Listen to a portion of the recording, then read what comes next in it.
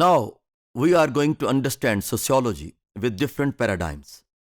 One thing I would like to make it clear that we are going to understand three paradigms, and with this lens, we may understand different concepts regarding sociology. But it is not again a final word. You can find different other paradigms with the thinking of other scientists, and they can be included for understanding the concept of sociology. So these three paradigms involves the theoretical approach, and one thing I would like to make more, here, that if you want to understand any phenomenon, you need to understand in three perspectives. Number one, theoretical perspective, operational framework, and number three, consolidation. In theoretical perspective, you understand how the things are being written in the literature. Number operational framework, you try to understand that how those things are happening in practice. And in consolidation, you may suggest or recommend changes and amendments after understanding that how theoretical perspective is there and how the operational framework is there.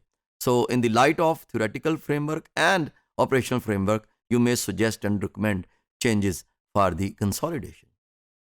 Now, with three major paradigms, number one is theoretical approach, a basic image of society that guides thinking and research.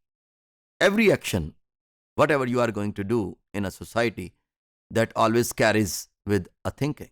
If you don't think, you can't act.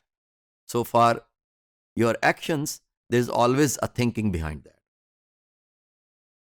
Sociologists make use of three major theoretical approaches. Number one, the structural functional approach. Number two, the social conflict approach. And number three, that is symbolic interaction approach. The structural functional approach is a framework for building theories that sees how society as a complex system whose parts work together to promote solidarity and stability. As its name suggests, the approach points to social structure, any relatively stable pattern of social behavior. Social structure gives our lives shape in families, the workplace, the classroom, the community.